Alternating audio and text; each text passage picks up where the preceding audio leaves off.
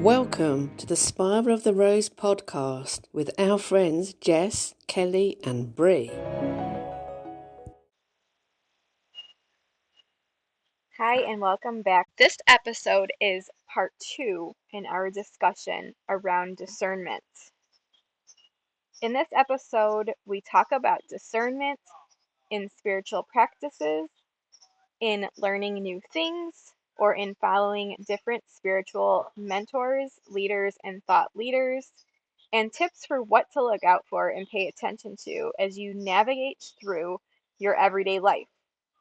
Because we know life gets busy with family, with work, with business, with your passion projects, kids, pets, etc., right? On and on and on. And it's important to have a base check-in with yourself on if what you are following and engaging with and listening to and learning from feels empowering or disempowering to you, whether it feels good or it feels like ick.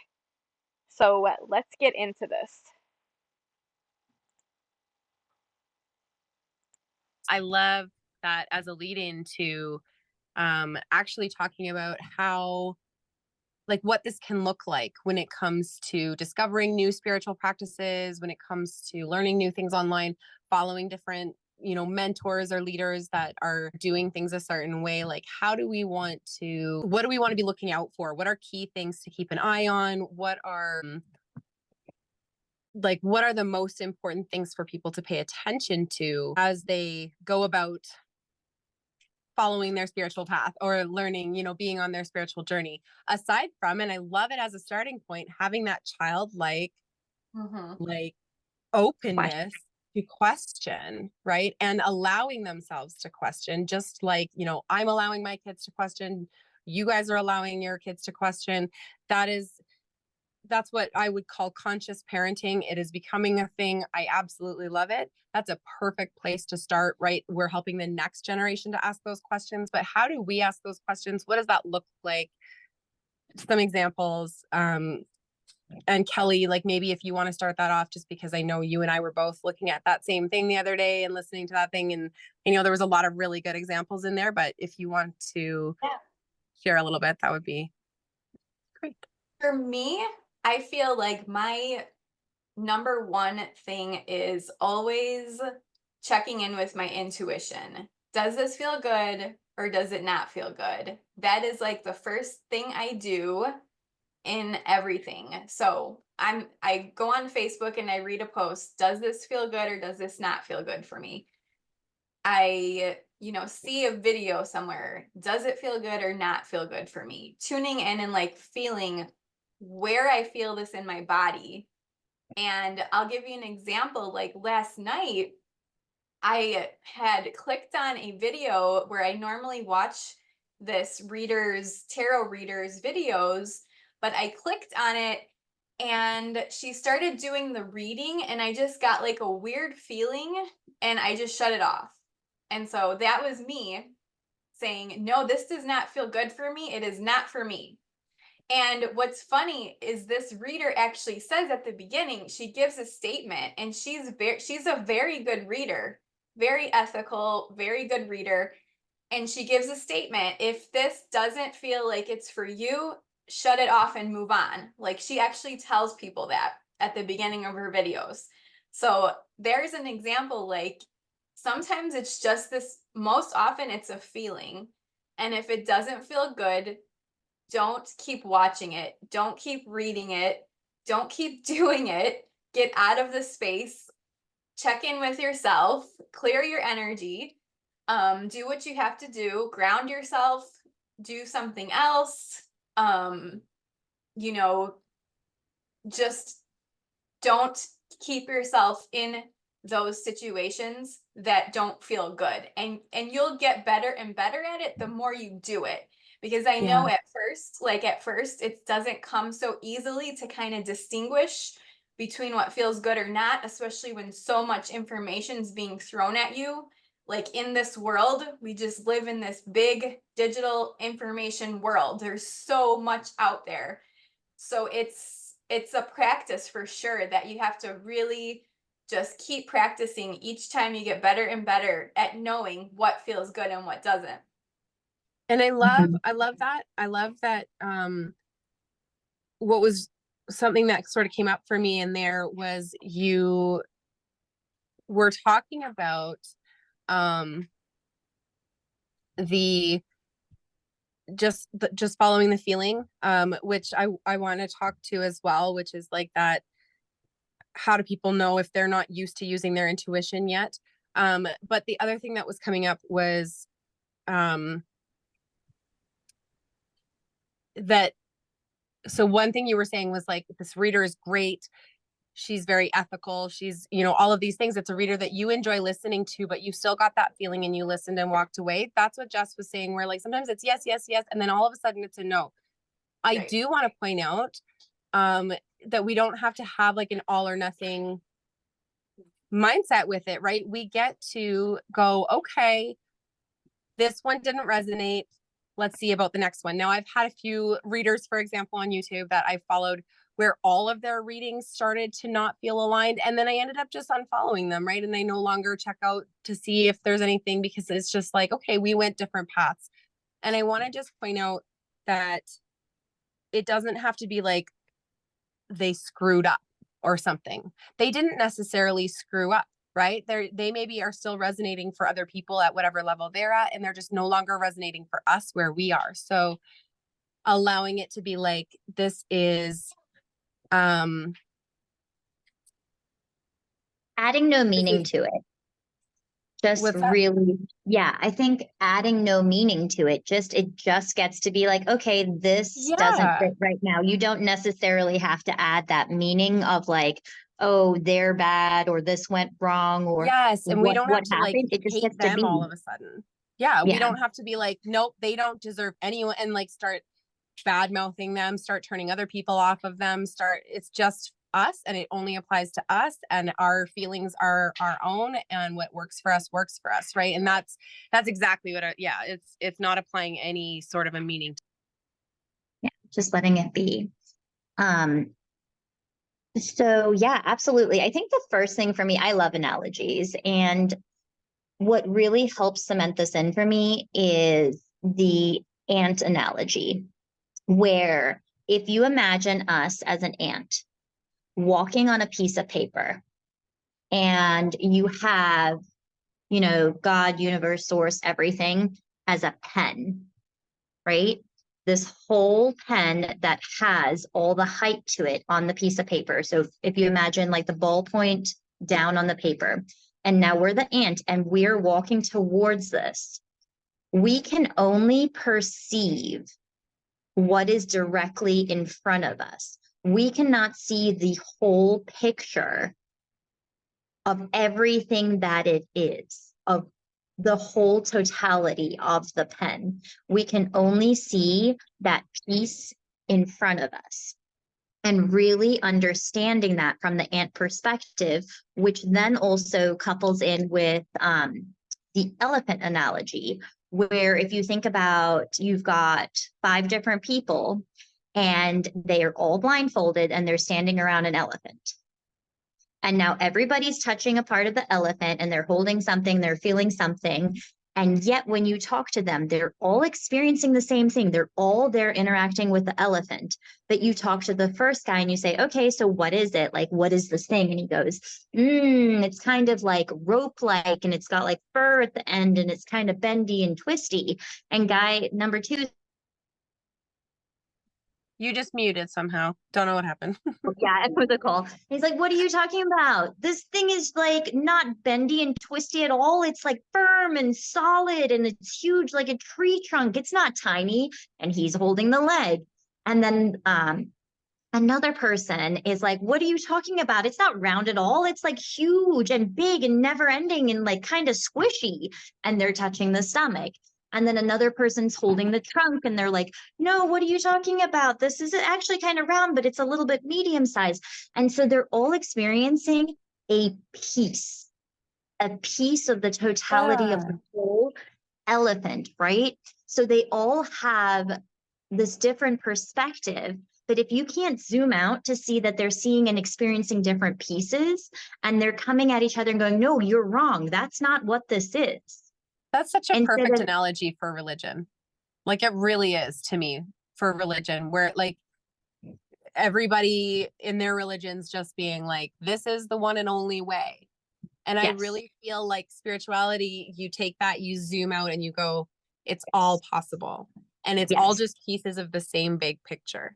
And yeah, I think that's what's so beautiful with it, right? And that's just it for me. Like I say, I really resonate highly with like the source piece or, you know, all of that kind of thing.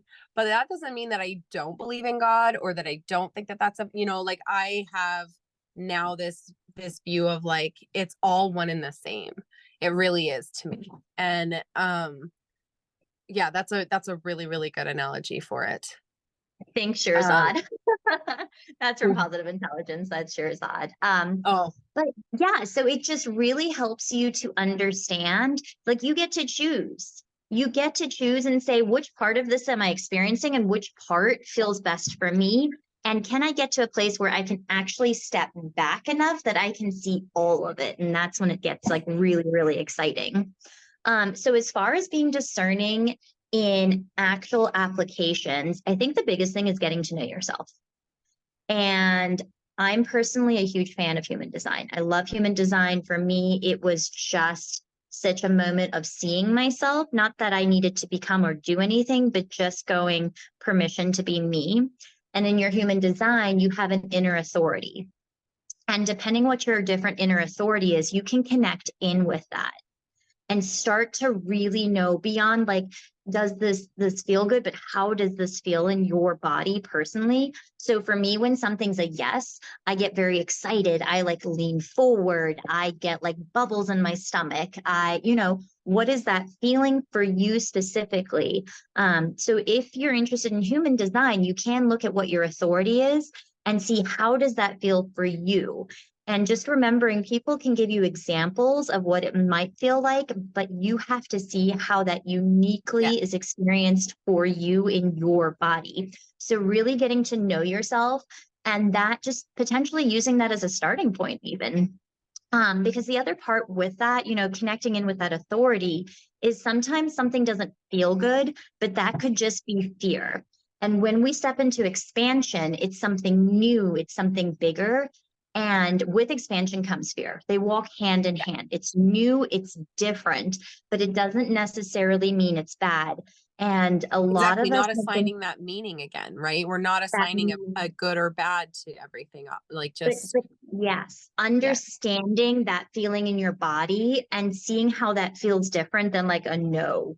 Like, what does a no feel like versus, oh, this feels uneasy. Oh, that might be fear because this is, New. broadening my horizons. This is stepping into that expansion because that can get tricky. And when I started, that was very tricky. It was like, oh, that doesn't feel good. But fear, when the way we live, in the society we live, we've been taught, and for good reason, fear keeps you alive, right? Like this is what's like kept the survival of the human species. But now we're getting to a place where we get to walk with the fear, right?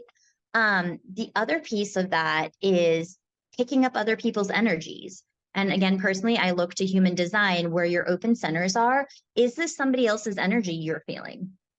Right. And so the beginning of my day and the end of the day, I ask, what do I feel?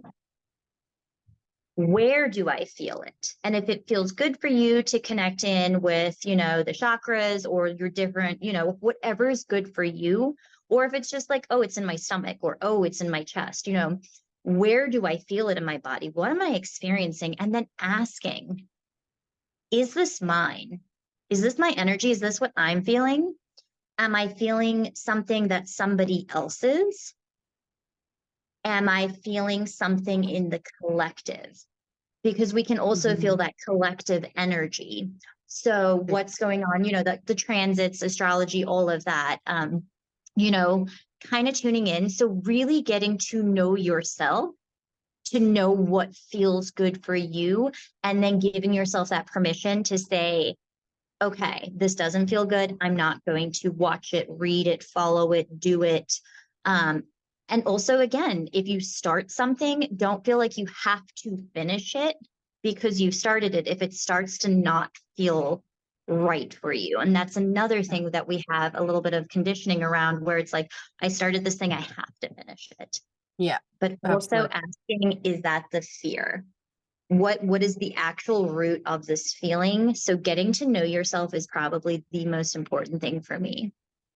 I love that. And I think like the I think that's really it though, right? We're taught fear is bad, but fear is awareness. That's what fear is to me. So it's just knowing like it's okay to be scared. That is a human emotion. There's fear in and of itself isn't bad, right? But then it gets us to the point where we can look at, okay, why am I feeling this? What is Mhm. causing this? And that's the key thing to look at, right? Yeah. And I think like if you are, for example, and just coming back to this example because it's such a prominent one, is if you are, you know, watching a reader, any kind of energy reader, whether that's cards or just channeling or whatever online, you're watching this and you're going, this, what this person is saying is scaring me. Sitting there with it and going like, is that a fear that's like, this is a big stretchy concept that's a new thing for me? Or is this like, that feels really bad in my body and is not right for me? It is not resonating for me, right? And um just the question that came up for me while you were talking was, how do people know if something is theirs or if it's someone else's? So when you're asking yourself, is this my emotion or is this someone else's? Or like when you're feeling it in your body, whether it's emotion or something else, is this mine or is it someone else's? How does someone know that? And I'm That not going to as eloquently answer that as you because I know you just know this very deeply. I understand it now, but I know you'll say it better than I will. So I think the beautiful thing is that everybody's saying it differently. It's going to land for somebody else in a different way. The way I explain it might not land for someone, and it might land for someone else. So I think people explaining things differently and in different ways is always so beautiful. But yeah, I'm so happy to answer that question.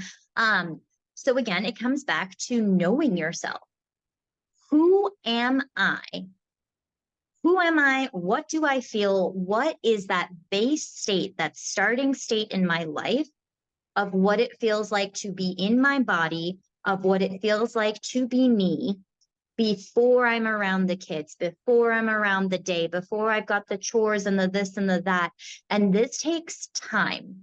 This is where you're doing your meditation. This is where you're doing your grounding. This is when you're stepping outside and stepping away from everything to get to know yourself so that you have that baseline of going, this is me, and knowing so deeply what it feels like to be you and what is your natural flow, what is your natural state for fears.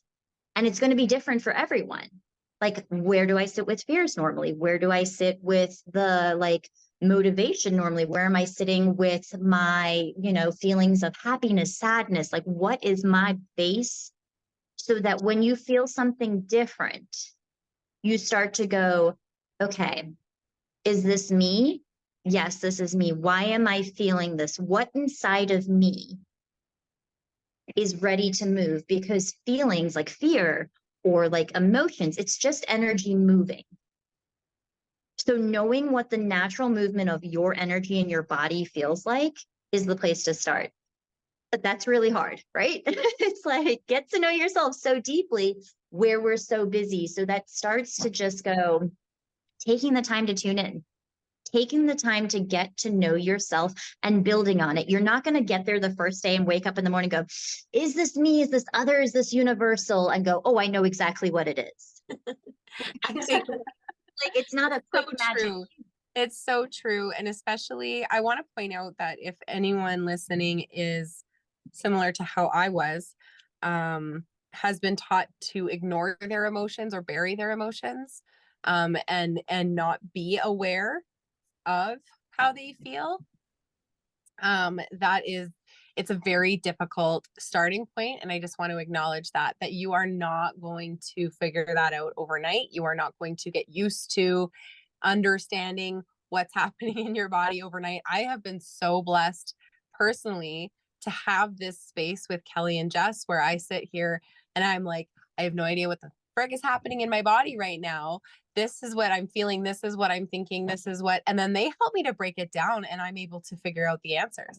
Where without that, I feel so lost and confused and overwhelmed. And so it's a very stressful feeling, right? It is like you feel incompetent when you don't know how to read your own emotions, when you don't know what your body is doing to you, kind of thing, right? Like why this is happening. Why do I feel like this? Why do I, I can just imagine somebody having a panic attack and having no idea why, right? And it's just because of burying emotions or, whatever for so long. And this is such a beautiful way to solve that. But emotional intelligence, right? Which is just is a huge thing for you. That's not something that we're all taught growing up. So I love that you point that out, that like that is the baseline and that it is not going to happen overnight, right? It is a process. It takes a long time to understand yourself if you have not been raised to just be in tune with yourself like that from day one, right? Absolutely. Yeah, it's completely a process, but also allowing yourself that space to go, we live in a fishbowl.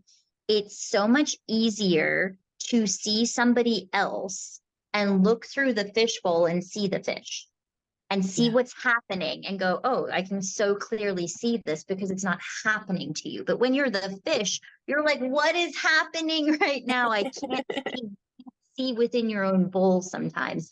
So that is another really beautiful point of support. In this process, finding support, whatever that looks like for you. Is that a mentor? Is that somebody, whose information you follow? Is that a group of friends that you talk with on the same spiritual growth as you?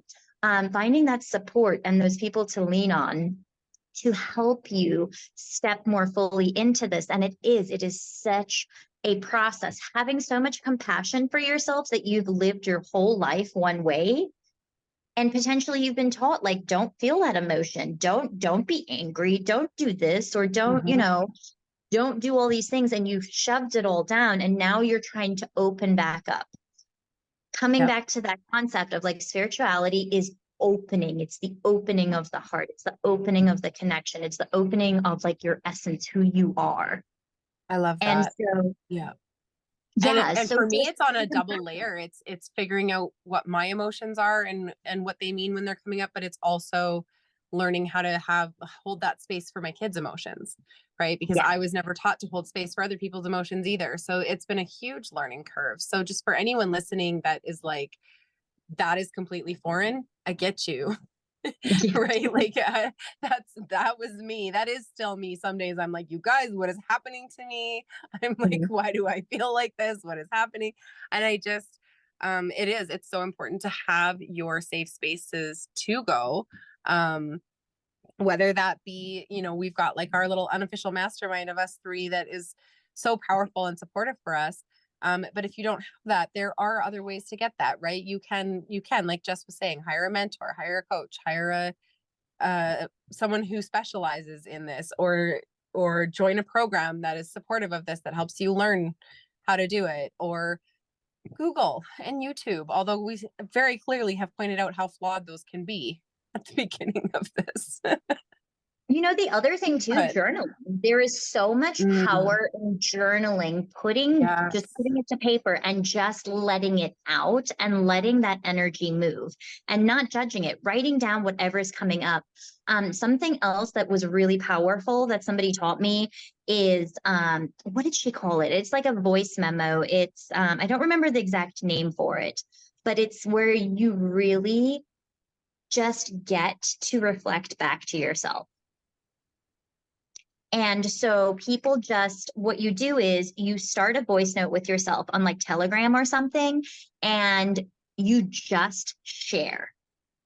like you would with another person. But if there isn't another person there at that time, you share what is going on, what you are experiencing, where you're experiencing, and then you get to listen back to it. Oh, I love that. And it almost And feels like a prayer on the outwards version, but then being the receiving person as well. That's so beautiful. I really like you that. get to, yeah, so you get to step outside of yourself and see what you're going through and be like really compassionate, because when you're experiencing it, a lot of times we don't realize how much is going on until you put it back out and you listen to it and go, oh my goodness, this person is dealing with all of these things. And you start to get more of an awareness, and you get that recognition that you might need from somebody else, but you can give it to yourself if you don't have that person right there to talk to. So that's another one that really helped. So for me, it's if I don't do my morning practices, I can feel different. I feel something's off. I feel something's different. If I jump onto Facebook or something right away in the morning, I can almost guarantee that my energy is going to be off.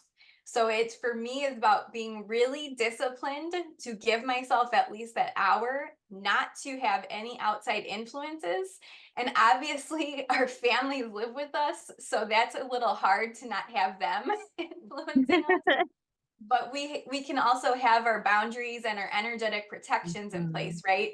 But it's that other outside influence. So the social media, TV, or watching news. Like I have not watched news in years upon end, and I cannot wrap my mind around how people start their day like that, because it is just so much anxiety from the beginning of your day.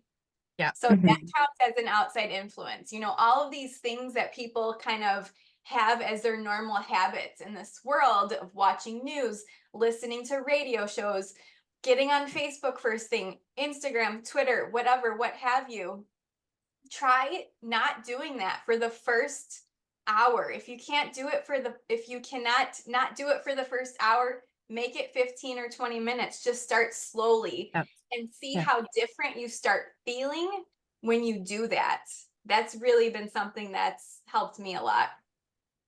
Yeah, when I'm on that, when I'm like, when I get into my groove with that, because I am on and off, right? I'm the same. I haven't watched news in years, but there are days where I wake up and I look right at my phone, and then later on during the day, I'm always like, why? That's why I'm feeling off right now, because I did not give myself that space in the morning. And then there are times where I'm like really on it, and every day I haven't looked at it in so long that I finally get to a point where I forget that my phone exists or that a screen exists.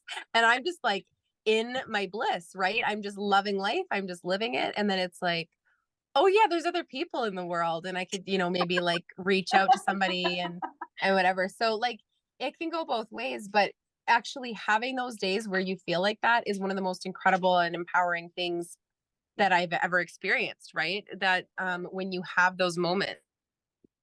So just to play the other side of that real quick, though, so that feels empowering for you. Checking in, does that feel empowering for someone else? There might be people, I wouldn't say for the vast majority, but there might be people that it feels really good for them to do it that way, right? So giving yourself that permission, but just checking in. Am I watching the news right now? Or am I getting on Facebook?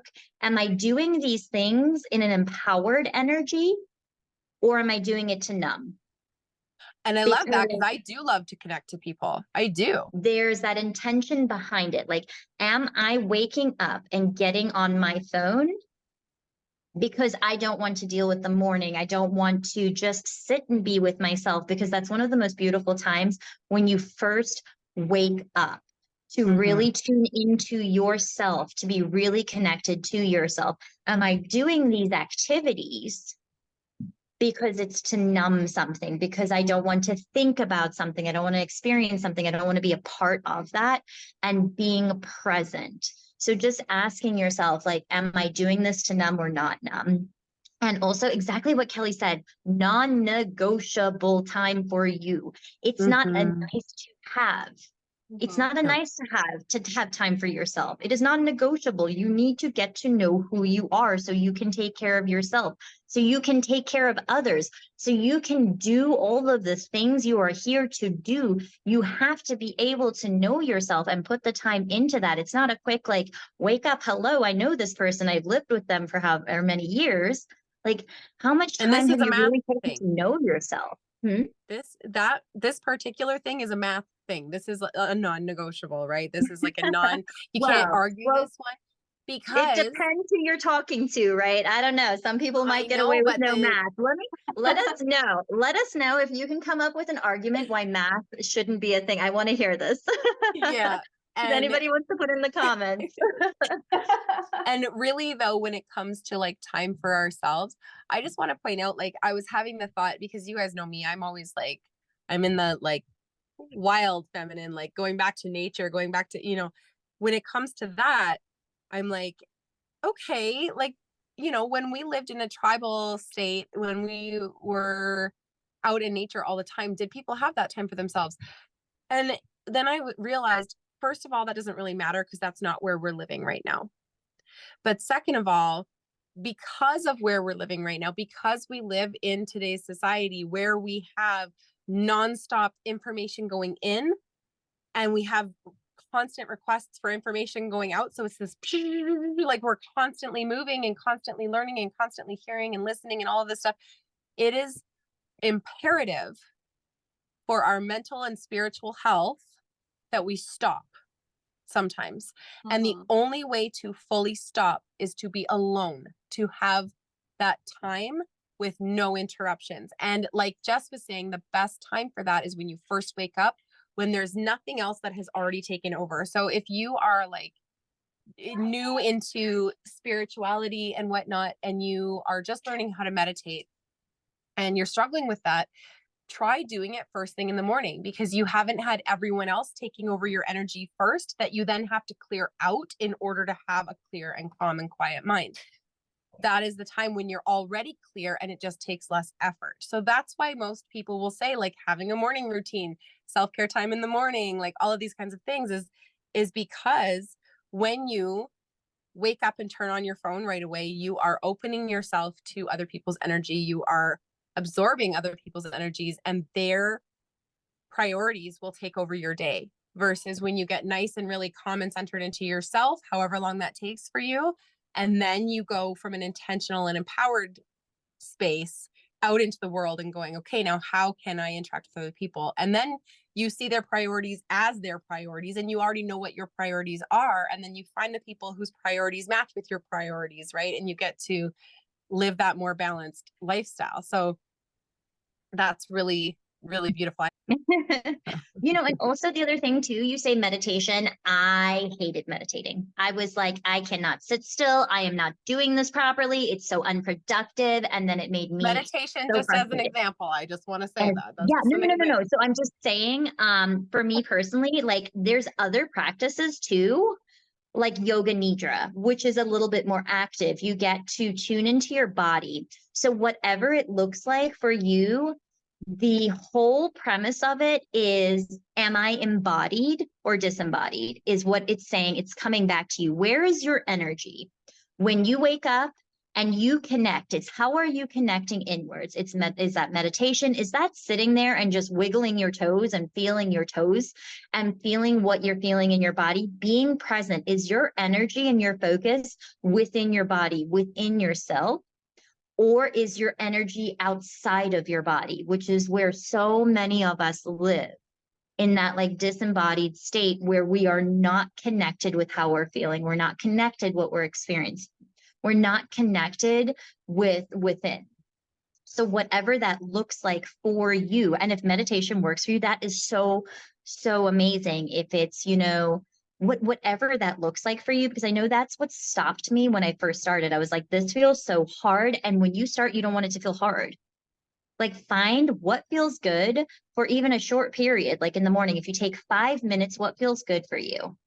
And And if it's sitting with your I cup love of to tea or your recommend, cup like, of for coffee, and then just like really smelling it and drinking it and being present and experiencing yourself swallowing it, if that's your practice, amazing, as long as you are bringing your energy within. Yeah. And I love like the one that I always recommended to moms when I specifically was like helping moms build out a morning routine was, if you like to drink coffee, maybe it's tea, like whatever it is that you like to drink in the morning, as a mom, okay, so just as an example, as a mom, it is so common where like we have our coffee and it just gets cold, and then we nuke it, right? We put it in the microwave and then it gets cold again, and then we nuke it and it gets cold again, and it just like this repeating cycle because we're so busy. Giving myself, this was the first gift that I ever gave to myself of a morning routine, was I just would get up and have that hot cup of coffee and drink the whole damn thing before it got cold. And I never had to warm it up, right? Just that one cup of coffee, just alone, without mom, mom, mom, mom, mom, mom, mom, mom, mom, mom, mom. And I loved doing it during sunrise. And here in Canada, that varies in time a lot based on the time of year. So that didn't work all year round, but I love watching the sunrise, drinking my hot coffee, and not doing anything else, not meditating, not journaling, not doing any of, just watching the sunrise, or just staring at a wall in the winter when the sun doesn't come up until way too late, just literally sitting there with my coffee and just, yeah, being really present with my coffee. That is a very empowering practice. And it is enough that like 5-10 minutes of drinking an entire cup of hot coffee is enough for, especially if you're in the phase of life where you are a mom with young kids at home who just, you never really get to stop. That is enough to really fill your cup. Like that is a really good starting point. For me in the summertime, it's been doing that, but checking on my plants. Because when I go and check on my plants, when I put my fingers in the dirt, when I water them, when it's just me and the plants and the coffee, it's like I'm not thinking about anything else. I just want to take care of these plants. They're like animals to me, like they're physical things. Like they're like, I have to take care of my plant babies, and I'm just focused on that. It is such a world of a difference for if you are someone who is listening and tend to get a lot of anxious thoughts first thing in the morning, or you tend to start immediately thinking like, what's my to-do list? What do I got to do? What do I got to do for my kids? Working with the earth, even just stepping outside in the grounding. grass form, grounding, earthing, like all of those things are so amazing to just connect back in and give yourself those few minutes if all you have is a few minutes. Yeah, and I think that love that. Real quick, you have to make a meditation album or a program or something named Me, My Plants and Coffee. Like, I love that. That needs to be a thing in the world. You said that, and I was like, I want it. I don't know what it is, but I want a piece of that. I love it. I love it. And I think Me, my that's plants and just it. Like bringing this back now to, you know, whether that's your coffee in the morning, whether that's meditation, whether it's journaling, whether it's earthing, whether it's, yeah, being with your plants, like whatever that is. And this is, like Jess said, there's no one right way.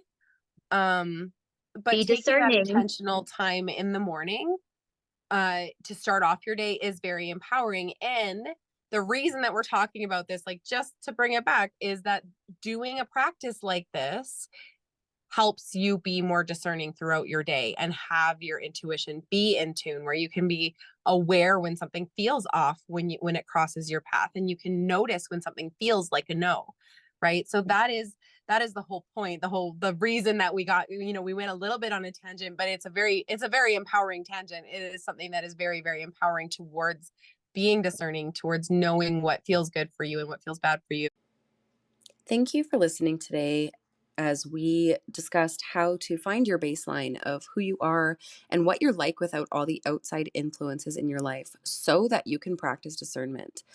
The link to part 1 of this 3-part series about discernment will be in the show notes. And next time, we will be talking about what to watch out for in spiritual circles and taking radical responsibility for how you act based on what you learn. We'll talk to you all next time. Thank you so much for listening. If you enjoyed today's episode, make sure to like it and subscribe. And if you really loved it, we would love a 5-star review, which helps us reach more people with our message. Comment your thoughts on the episode below, or if you have any questions you'd like us to answer in a future episode. Talk to you next time.